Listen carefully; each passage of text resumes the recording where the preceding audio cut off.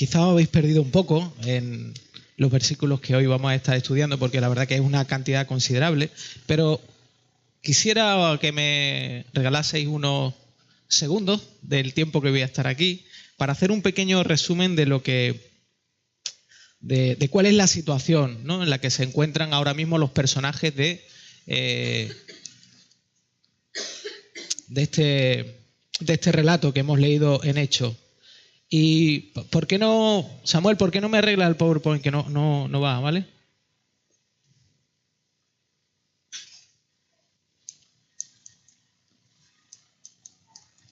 Este problema no lo tenían ellos cuando iban predicando, no tenían problema ni que les fallara el iPad, ni el ordenador, ni nada. Pero esto suele ocurrir. Bueno, mientras arreglan este asunto, como decía, lo que quisiera es que mirásemos un momentito y hiciésemos un pequeño resumen, ¿no? En el capítulo 14, que es lo que estuvo predicando el domingo pasado Nico, nos quedamos con Pablo y Bernabé, que acababan de terminar el primer viaje misionero, habían sido enviados por la iglesia de Antioquía, habían hecho un recorrido y ahora estaban de vuelta, ¿no? Y uno de los énfasis en los que Nico estuvo tratando, que nos quizá enfatizó más del texto, era el sentido, el significado de encomendarse a Dios, las implicaciones que esto suponía para el día a día de cada uno de nosotros, de la vida de cristiano, lo que suponía para el día a día de la vida de tanto los que eran misioneros como de las personas que recibían y conocían a Cristo y se entregaban a Él, ¿no? Hay algo que es característico en el libro de los Hechos. Es un libro que habla de cómo el evangelio empezó a extenderse en el pueblo judío y cómo fue llegando a otros pueblos que no eran judíos, que eran gentiles. Y esta transición no fue una transición sencilla, porque en esta parte del texto, en este capítulo que estamos casi a la mitad del libro de Hechos, lo que nos encontramos es, de nuevo vuelve a aparecer un problema con el evangelio y un problema con dos tipos de personas. El evangelio, Jesús era judío y obviamente ese mensaje primeramente se lo llevó a la gente de su pueblo, los que eran judíos. Claro, los judíos eran una nación, un pueblo que estaba muy arraigado a una serie de aspectos que eran tradición suya, pero realmente Dios mismo había escogido a este pueblo para que lo representara. Y en cierto sentido ellos habían llegado a sentirse orgullosos y especiales por la causa de que Dios lo había escogido. Por tanto, cuando ellos empezaron a darse cuenta de que el evangelio también era un mensaje para gente que no era judía, comenzaron a tener cierto recelo.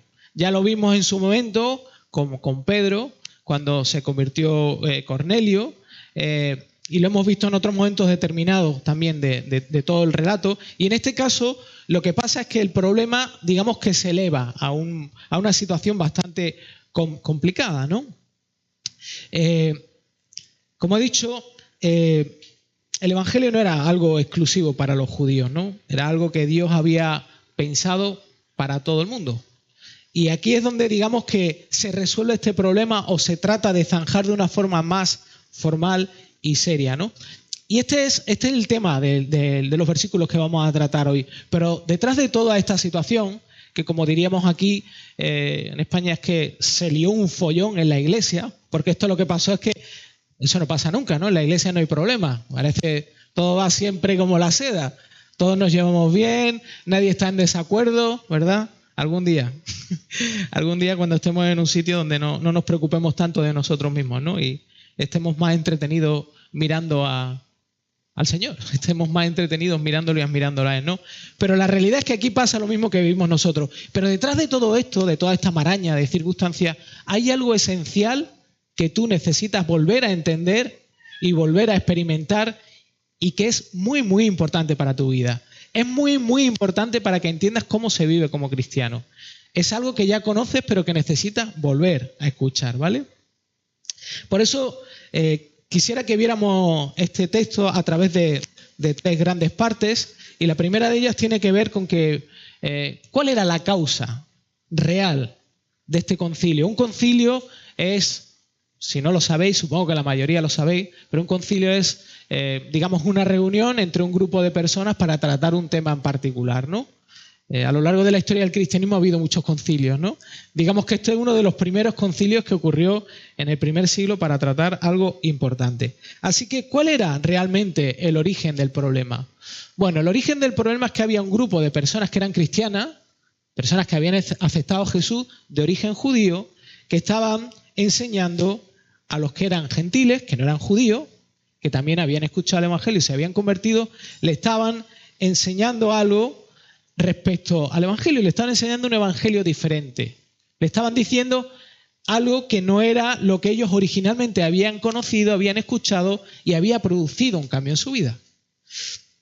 Así que esta gente que eran judíos, dice el texto, que venían desde Jerusalén. En este mapa no se ve, es un poco complicado mirarlo, ¿no? Pero Jerusalén que está aquí, estas personas no solamente estaban hablándole a otros y contándole que realmente el Evangelio era esto, sino que se habían desplazado hasta Antioquía, que está aquí arriba, para ir a hablar a los gentiles y seguirles tratando de convencer de lo que ellos consideraban que era el Evangelio. No sabemos por qué lo hicieron, yo creo que sí, en cierto sentido podían tener envidia o quizá ellos se sentían orgullosos por causa de que ellos eran judíos y de que originalmente Dios los había escogido a ellos y por lo tanto todos aquellos que querían ser parte de este nuevo pueblo de la iglesia no bastaba solamente con aceptar el mensaje de Jesús, sino que había que añadirle algo nuevo, ¿no? En cierto sentido ellos se sentían superiores porque ya habían cumplido con ese requisito y todo aquel que viniese a formar parte de ellos tenía que pasar por el mismo aro. ¿Cuál era la esencia de lo que enseñaban estas personas? Básicamente era esto: para ser cristiano necesitas creer en Jesús, ¿vale? Pero además necesitas obedecer a Dios. El texto nos dice que ellos lo que estaban reclamando es que todo cristiano tenía que no solamente aceptar a Jesús, sino circuncidarse y cumplir la ley de Moisés, ¿vale? Era necesario que eso ocurriera, ¿no? Eso era lo que estaban enseñando. Y quizá en nuestro contexto mirar esto nos puede parecer exagerado, ¿no? Decir, bueno, ¿y qué malo es que hicieran eso? ¿Qué problema hay con que, vale, si ellos, yo no lo veo tan mal, ¿no? Mientras tú aceptes a Jesús, mientras creas en Él, mientras pongas tu confianza y tu fe en Él y haces otra cosa, vale, pues no hay ningún problema, ¿no? Claro, ellos lo que decían es que era imprescindible que se dieran estas dos cosas, ¿no? Pero ¿por qué esto es tan importante para Pablo y Bernabé? Porque el texto también nos dice al principio, como ha leído Mariló, que Pablo y Bernabé no solamente fueron y los corrigieron, sino que discutieron con ellos de una forma acalorada. En el griego, las palabras que usa, lo que dicen es que realmente, como he dicho antes, se lió gorda allí. O sea, hubo una gran discusión para tratar sobre este tema. ¿Por qué era tan importante para Pablo y Bernabé? ¿Vale? Hay una cosa que yo me estaba preguntando mientras miraba este texto de por qué el Evangelio es importante, por qué mantener el mensaje del Evangelio es tan importante para nosotros, por qué conocer realmente el Evangelio es algo importante. ¿Por qué es importante? Y es importante porque una de las formas en las que conocemos y Dios se revela en nuestras vidas es a través del Evangelio. Es así. O sea, es verdad que la Biblia dice que Dios se muestra como creador a través de la creación, pero realmente hay aspectos de la persona de Dios que nosotros no podemos conocer si no entendemos y aceptamos el Evangelio, lo abrazamos, ¿vale? Y eso Pablo lo dice en Romanos, ¿no? Que es, digamos, una de las cartas donde Pablo hace una apología, una explicación muy clara de lo que es el Evangelio. Y en el capítulo 1, versículo 17 dice: porque en el Evangelio la justicia de Dios se revela por fe y para fe, como está escrito, mas el justo por la fe vivirá. ¿Qué quiere decir aquí Pablo? Aquí lo que está diciendo es que cuando habla de la justicia de Dios, muchas veces uno tiene la tendencia a ver a Dios como un juez. Pero cuando habla de la justicia de Dios aquí, lo que está diciendo es que la forma en la que Dios justifica a las personas, la forma en que Dios perdona y salva a las personas, es revelado a través de la fe. Está hablando realmente de la obra de Jesucristo. De hecho, este texto fue el que Lutero entendió y produjo un cambio en su corazón, ¿no? Por lo tanto, en el Evangelio, Dios nos enseña que su justicia es ganada por Jesús y es aplicada a nosotros únicamente por depositar nuestra confianza en lo que Él ha hecho ya. Ese es básicamente el Evangelio. Yo sé que esto todos lo entendemos, todos lo hemos escuchado constantemente, todos lo tenemos muy claro en nuestra mente. Pero la realidad es que no vivimos bajo la luz de esta gran verdad. Por eso, para Pablo y Bernabé es tan importante que esto se mantenga siempre por encima del resto de las cosas, ¿no? Es más, todo aquello que cambia este mensaje, que le añade cosas, que le quite cosas, afecta directamente a la manifestación de la persona de Dios. Realmente lo que hace es le roba la gloria a Dios y su valor. Si añadimos cosas al Evangelio, estamos aportando algo nosotros mismos y estamos distorsionando la verdad que realmente tiene el poder para cambiarnos. Por eso necesitamos conocer y defender el Evangelio, porque es solo a través de este que nosotros somos cambiados y otras personas pueden encontrar verdadera esperanza y libertad. O sea, nosotros realmente somos cambiados cuando el Evangelio nos muestra cómo es Dios. No solamente nos informa, sino nos muestra, y eso afecta a nuestra vida. Así que todo mensaje, o sea, un mensaje que se parezca al Evangelio, no solo no tiene el poder para transformar y cambiar profundamente a las personas, sino que además produce condenación en vez de libertad. Por eso es tan importante. Y quiero brevemente explicaros algo que tiene que ver con una experiencia mía propia.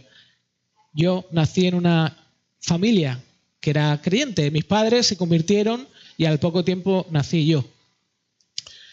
Siempre me moví en un contexto de iglesia. Iglesia, os voy a decir una cosa, iglesia reformada con sana doctrina. Porque hoy en día yo no tengo nada en contra de la sana doctrina. De hecho, lo que Pablo y Bernabé aquí están defendiendo es la sana doctrina. El problema es que lo que te cambia y lo que te transforma no es la sana doctrina, sino la persona que se muestra a través de esa sana doctrina. Y durante mucho tiempo, viviendo en el contexto de la iglesia, mi motivación para buscar a Dios y para amarlo era el miedo. Era el miedo. Porque la forma en la que yo había conocido a Dios era a través de un juez que lo que estaba viendo es si yo vivía bien o vivía mal. ¿La doctrina era buena? Sí. Pero la forma en que yo entendía a Dios fue mostrado en mi vida era incorrecta. ¿Vale? Por lo tanto, algo que se parezca al Evangelio puede parecer que sí, vale, que viene de Dios, pero realmente no tiene el poder para transformar y para cambiar. Y quiero poner una ilustración muy sencillita y un poco extraña, pero a lo mejor algunos todavía no habéis desayunado y tenéis hambre. Eso es una tortilla de patata, seguro que lo habéis descubierto todo. Pero imaginaos que vais a un sitio y os ponen 2 tortillas de patata. Una está cocinada, las 2 son exactamente iguales. Están doraditas, a quien le guste poco hecha, a quien le guste más hecha por dentro, a quien le guste con relleno. 2 tortillas prácticamente iguales, pero una está cocinada con aceite de oliva y la otra está cocinada con aceite mineral de motor de coche. ¿Vale? Externamente son exactamente iguales. Casi huelen igual, casi. Pero la diferencia es que si una te la comes, te sienta bien, te produce energía, te hace sentirte mejor, incluso te da apetito para comerte otro trozo, pero la otra, si te la tomas, te sienta mal. Incluso probablemente te siente muy mal, ¿no? Por eso es tan importante que realmente entendamos cómo funciona el Evangelio y cuál es el núcleo del mensaje del Evangelio que tiene que ver con lo que Dios ha hecho, ¿no? Algo que también podemos aprender, aparte de esto que estoy comentando, de estos versículos, y ya un poco de forma más práctica dentro de la iglesia, es que es muy interesante ver cómo manejan aquí una diferencia doctrinal. Es muy importante cómo manejan esta diferencia, esta controversia, ¿no? Lo que hacen es directamente tratar el problema con las personas que Dios ha puesto liderando la iglesia. ¿Vale? Lo hacen así. Y eso lo veremos un poco más adelante. Pero las personas que venían a tratar de modificar el Evangelio, lo que hacen no es hablar con los líderes de la iglesia de Antioquía, sino lo que hacen es buscar a otros, van a los creyentes gentiles y tratan de convencerlos y de, en cierto sentido, de increparlos, como dice Pablo, de molestarlos, confundirlos más bien con respecto a lo que ellos habían aceptado y creído, ¿no? Realmente lo que hacen es crear un ambiente divisivo que sobre todo afecta a la unidad en el Espíritu Santo de la iglesia, ¿no? Y es tremendamente peligroso que esto ocurra en una iglesia porque las desvía de la centralidad del Evangelio. Y Pablo es bastante radical con esto cuando él a Tito le dice justamente que la persona que cause divisiones, o sea, es muy claro, para él es muy valioso esto, es muy valioso porque tiene un efecto bastante peligroso dentro de la iglesia. Y no sé si te habrás dado cuenta, pero lo que hace la iglesia de Antioquía es justamente lo contrario. Envía a Pablo y a Bernabé y a otras personas a que traten este asunto a la iglesia, con la iglesia de Jerusalén, y no con todo el mundo, sino especialmente con los líderes. Que por cierto, Pablo y Bernabé no estaban equivocados, tenían la verdad, pero gestionan este asunto, lo gestionan de esta manera. O sea, lo hacen de una forma sabia, ¿no? De una forma que honre a Dios realmente, ¿no? Y que honre a la iglesia de Dios, ¿no? Antes de acabar esta parte, quisiera que pensásemos en dos cosas que al menos nos puede enseñar este texto, que nos puede mostrar. Y la primera de ellas es que ninguno de nosotros estamos libres de sentirnos orgullosos de lo buenos cristianos que somos. Especialmente cuando nuestra vida refleja cosas que parecen que son las que Dios quiere, ¿no? Ninguno de nosotros estamos libres de esto. Incluso caemos en muchas ocasiones a mirar a otras personas con desprecio porque no cumplen o viven de la misma forma que nosotros, que no son igual de buenos cristianos, ¿no? Esto suele ocurrir porque nos estamos midiendo mal. Estamos midiéndonos con los demás, no estamos midiéndonos delante de Dios, ¿no? Y de esta forma nos sentimos más salvos y más merecedores del amor de Dios que otros. Y esto es una evidencia de que estamos entendiendo mal el Evangelio, porque el Evangelio, una de las cosas que hace es colocarte en un lugar de humildad y ser capaz de amar a los demás como Dios te está amando a ti en ese momento, ¿no?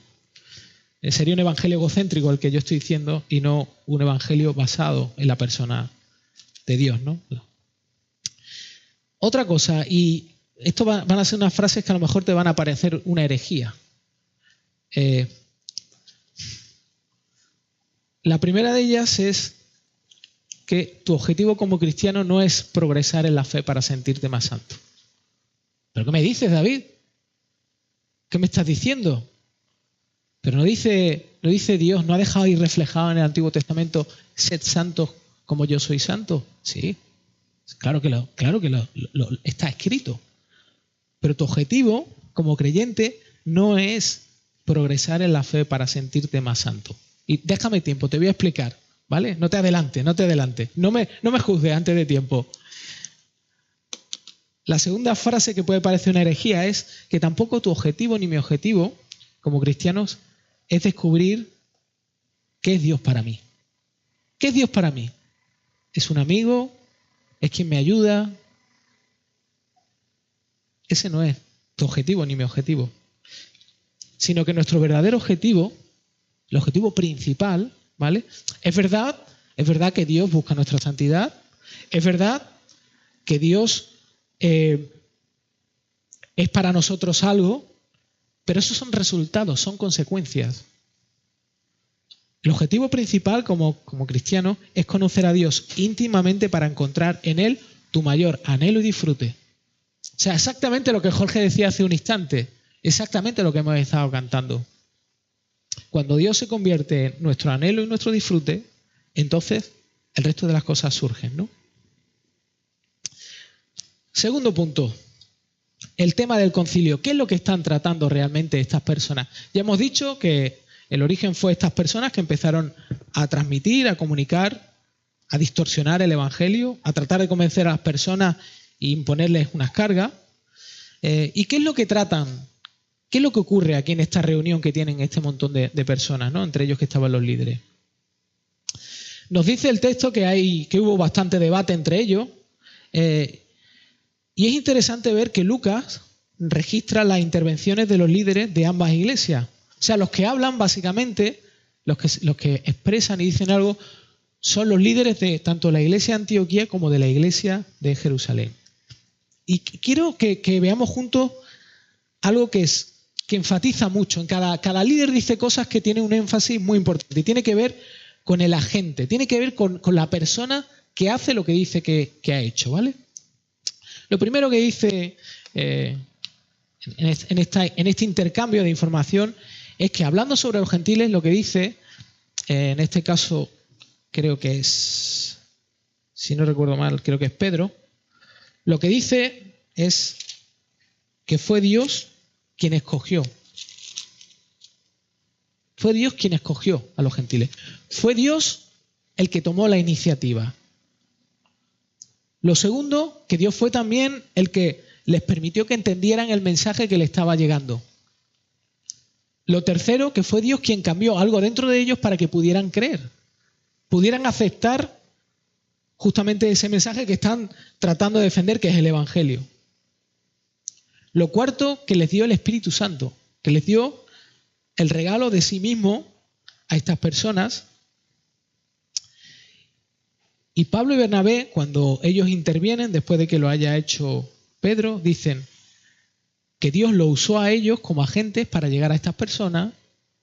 Y por último, Jacobo, que digamos que era el jefe de los jefes allí en Jerusalén, no solamente, fijaos qué importante esto, no solamente dice, vale, esta es la experiencia de ellos, esto es lo que ellos han visto en primera persona, sino lo que les dice es que justamente Dios ya había previsto eso. Es decir, que lo que estaba ocurriendo no era algo nuevo, no era algo que de pronto era inesperado, sino que en la Biblia Dios ya había dejado registrado que estas personas iban a ser aceptadas sin necesidad de cumplir nada más que abrazar por fe el Evangelio, aceptar lo que Dios había hecho por ellos en Jesucristo.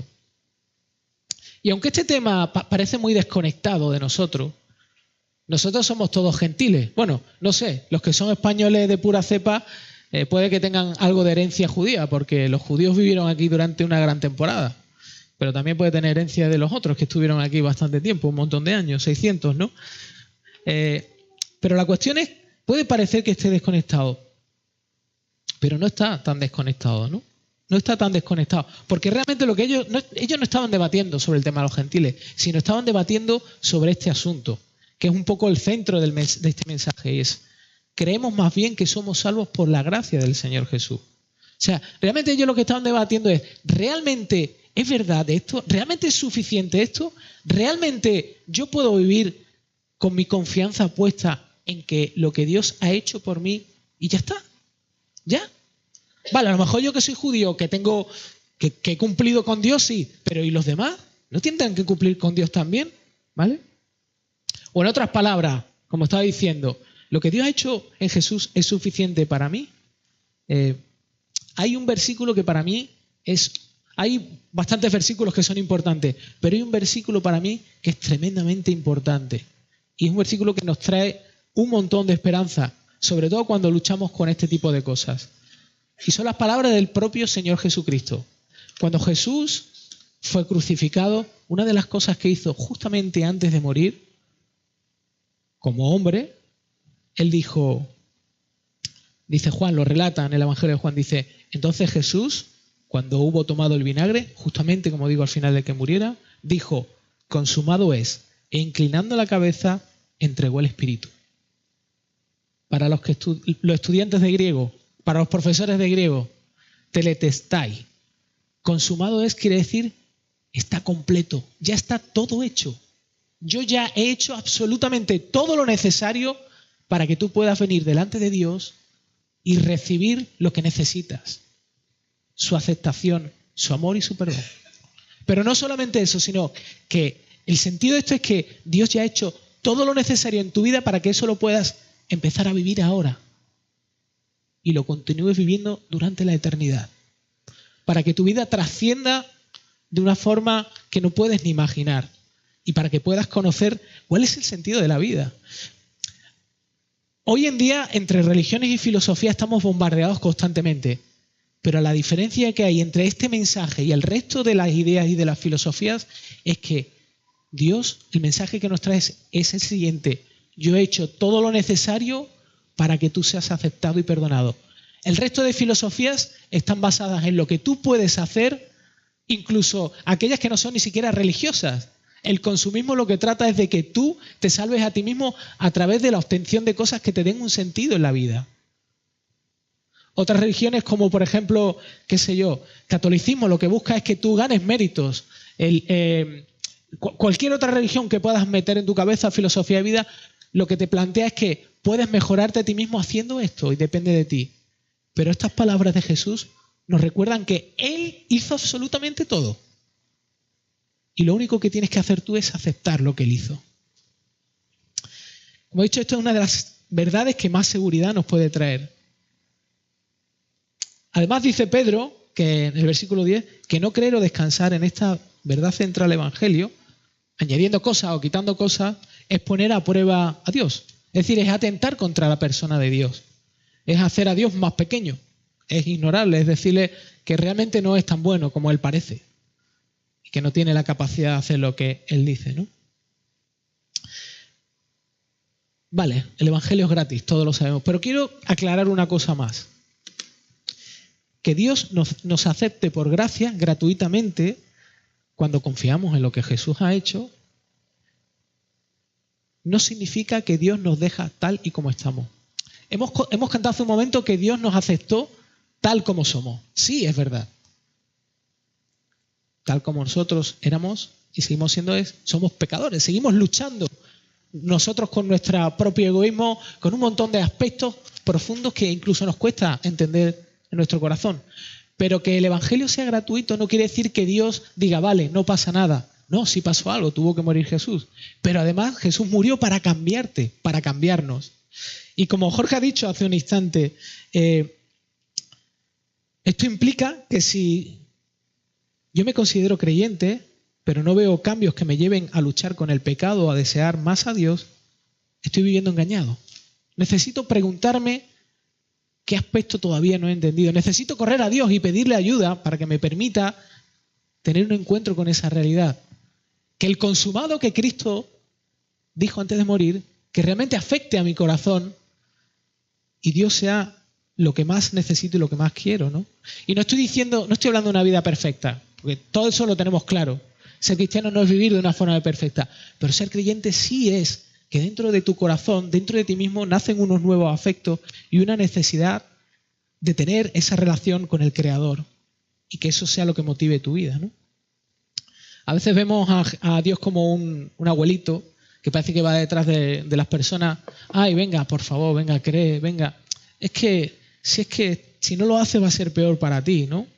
Y a veces lo tratamos, no lo expresamos así, pero lo tratamos así, ¿no? Lo tratamos como alguien que, bueno, ahí está, sí, Él hizo esto por nosotros y como que está tratando de convencernos. Incluso usamos frases como Dios ama al pecador, pero rechaza al pecado. Sí, es verdad, y suenan muy románticas, pero estas frases ignoran algo y es que Dios es santo, como he dicho antes, Dios es diferente, Dios es luz. Y no puede tolerar al pecado ni a los pecadores. Y eso es lo fantástico del Evangelio. Porque esa es la realidad. Así es el carácter de Dios.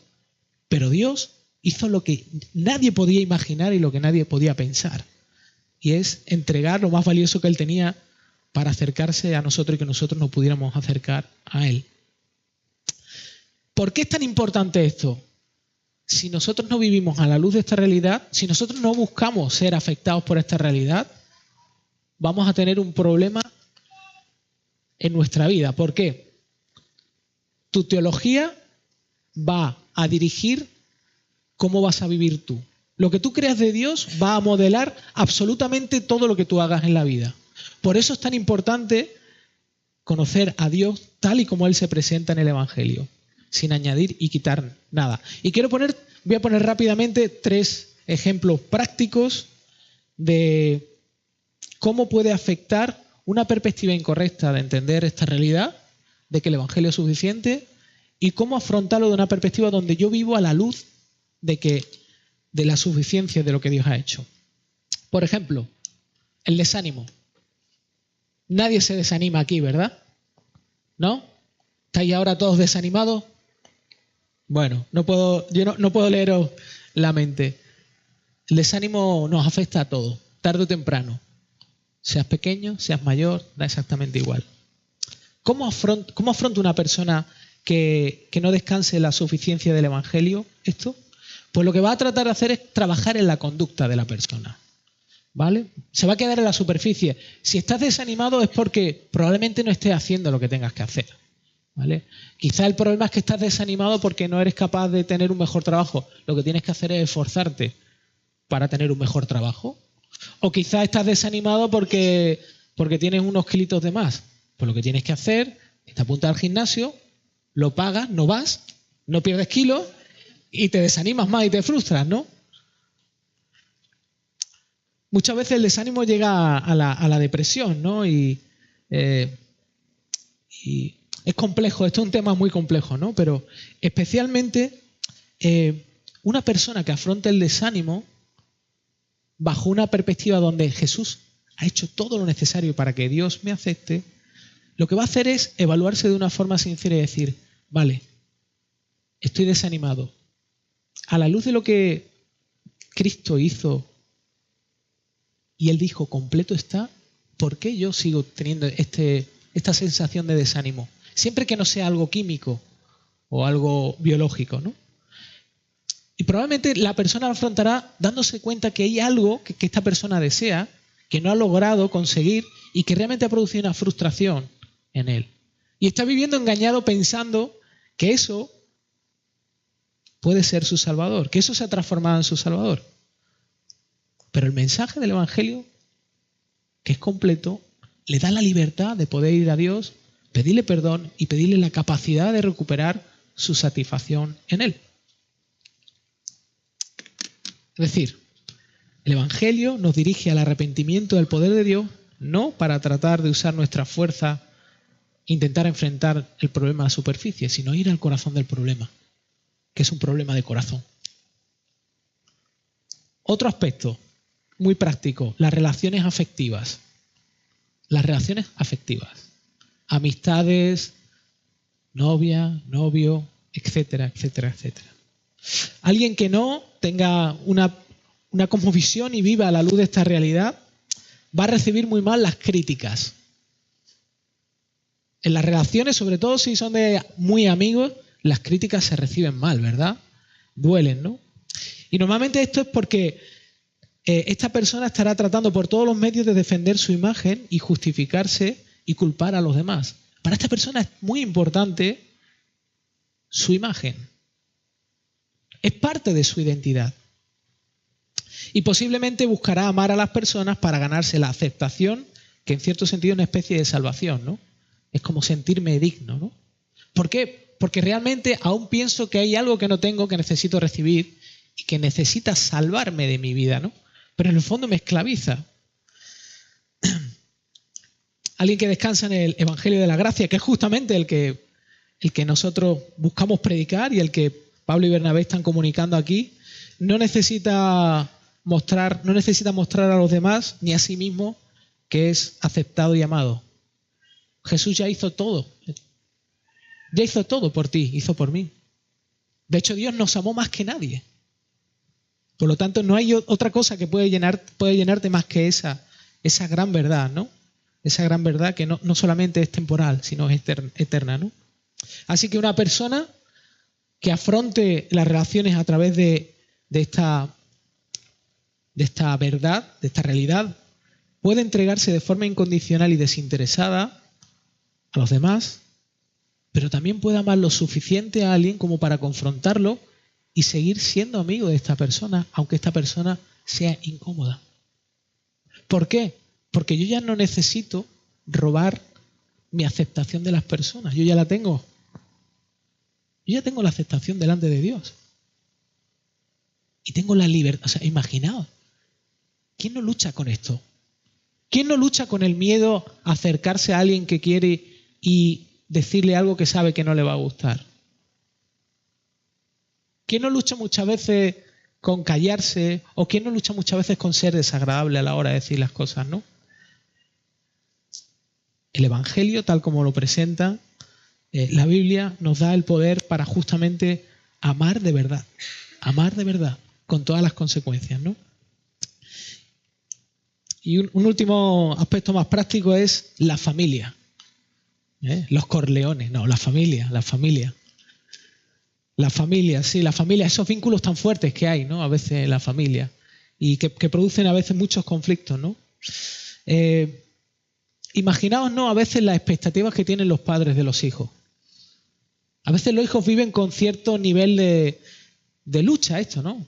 Los papás quieren que los hijos sean una forma y que estudien esto, que hagan lo otro. Los padres siempre quieren a veces reflejar en su hijo las frustraciones que ellos tienen, justamente porque piensan que no es suficiente lo que Dios ha hecho con ellos, no están viviendo así. Pero una cosmovisión que no entienda el Evangelio, lo que va a hacer es justamente vivir esclavizado a esto, ¿no? Pero alguien un hijo que entienda esto a la luz de lo que Dios ha hecho por él, lo va a liberar de convertir la opinión de sus padres en la razón de su vida. Pero no solamente eso, sino que va a ayudarlo a entender que su Padre Supremo, el verdadero Padre que lo entiende, que lo ama, es Dios. Pero no solamente eso, sino que podrá tolerar los errores de sus padres, incluso podrá dejar pasar cosas en vez de estar constantemente peleando con ellos, ¿no? Y podrá entenderlo. Será mucho más tolerante, ¿no?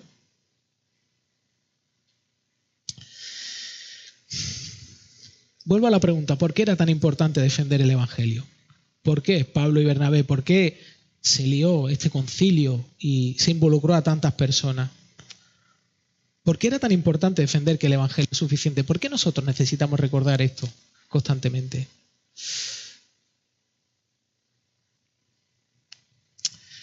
Hay un detalle en el texto que voy a comentar muy rápido porque no quiero extenderme mucho más. Pero si miráis y recordáis este texto, ellos llegaron al final a una conclusión un poco rara, una cosa un poco extraña. Porque podían haber terminado diciendo, está bien, lo que vosotros y lo que estamos aquí expresando es la verdad y lo demás fuera. No hay que cumplir nada más. Pero ellos llegan a una conclusión un poco extraña. Ellos lo que dicen finalmente es que, bueno, está bien. Aparte del Evangelio, lo que esta gente debe no hacer es cosas contaminadas por los ídolos, fornicación, estrangulado y de sangre. Una cosa un poco extraña a nosotros, ¿no? Para nuestro contexto, porque nosotros está un poco fuera, por lo menos nos cuesta entenderlo. Quizá la que tiene que ver con fornicación, pues bueno, estamos hablando de algo que está deshonrando a Dios, porque el sexo es algo que Dios lo ha creado en un contexto y lo deshonra cuando se saca fuera de ese contexto, ¿no? Que es fuera del matrimonio y que tiene que ver a veces con todo el tema de idolatría, etcétera, etcétera. Pero ¿y las otras cosas? ¿No? Un gentil, ¿qué tiene que ver con eso? Si eso era algo de la ley judía, ¿qué tiene que ver? Fijaos qué interesante. O sea, aquí hay una ilustración de cómo funciona el Evangelio. El Evangelio les da la capacidad a los que tienen la verdad a defender la verdad, pero a ser tolerantes con otros aspectos que son secundarios. Muchos de vosotros a lo mejor no habéis vivido esto en primera persona, pero en la iglesia esto ocurre muchas veces. Pues fijaos aquí cómo el Evangelio tiene la capacidad de convertir a personas que tienen la verdad en humildes y tolerar cosas que son secundarias por amor a la unidad de la iglesia, ¿no?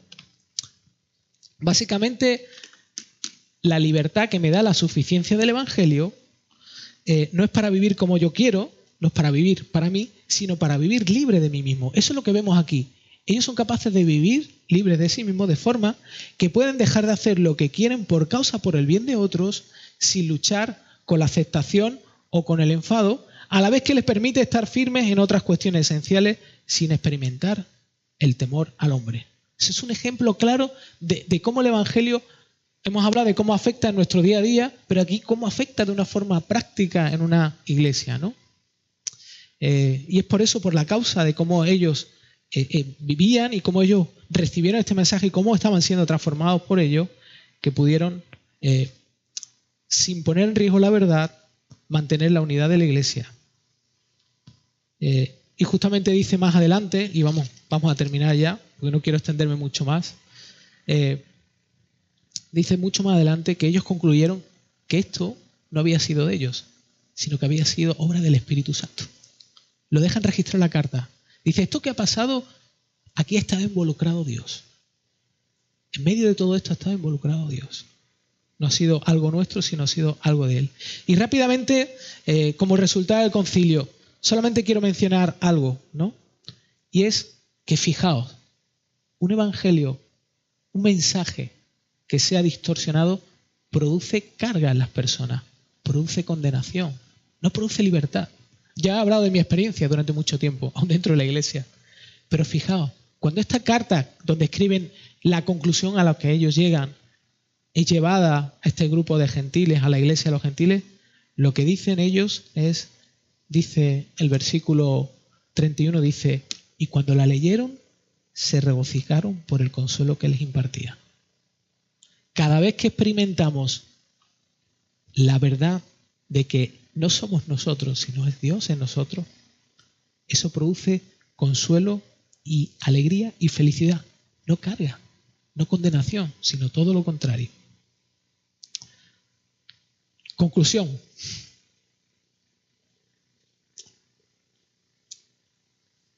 La importancia del mensaje, la importancia de la verdad, no es para argumentar si está bien, si está mal, si existe Jesús. Eso no es. El Evangelio no se trata de eso, sino de lo que se trata es de mostrar la belleza de Jesús para que podamos responder con asombro.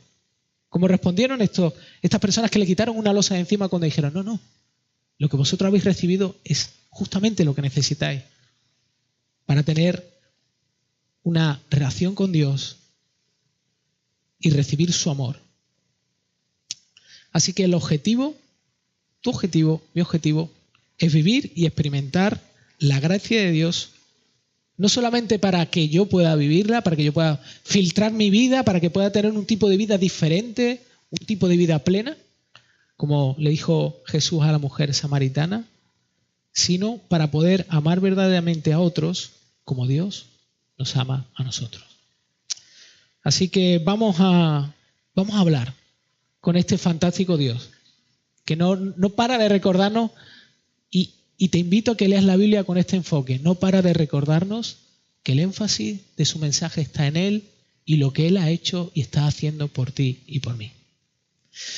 Señor, muchas gracias. Gracias porque hay algunos textos complicados, difíciles. A veces nos cuesta trabajo ver qué hay detrás de todo esto, pero finalmente hay una gran verdad, y es que tú hiciste todo lo necesario que nosotros no podíamos hacer para salvarnos de una vida vacía de sentido, de una vida donde de forma cíclica volvíamos una y otra vez a distintos lugares tratando de encontrar algo diferente, algo distinto. Pero Señor, solamente en ti encontramos algo que es extremadamente valioso, la aceptación del Creador, el perdón de quien nos ha creado y nos ha diseñado con un objetivo superior a todas aquellas cosas que parecen pseudo salvadores o parecen que nos dan vida, pero realmente no nos dan, Señor. Y es tener un propósito en nuestra vida, saber que somos valiosos porque tú nos has creado y porque tú estás interesado en tener una relación eterna y compartir el nivel de alegría y de felicidad profunda que solamente tú tienes. Gracias, Señor, por rescatarnos, gracias por recordarnos que todo lo que nosotros no hemos hecho, lo hizo Jesús, y todo lo que nosotros hicimos, cargó Jesús con ello para liberarnos, para que cuando nos acerquemos a ti, recordemos que tú nos ves como Él vivió, con ese nivel de entrega y de amor y de verdad que nos asombra, Señor, nos asombra. Así que te pedimos que esto nos apasione, nos asombre, que realmente cada palabra que volvamos a recordar de lo que yo sabemos, especialmente si llevamos mucho tiempo viniendo a la iglesia, que realmente apunten a tu persona y que el resultado del Evangelio en nuestras vidas no sea información, sino sea una vida sobrenatural que solamente viene de ti. Así que te pido esto en el nombre de Jesús. Amén.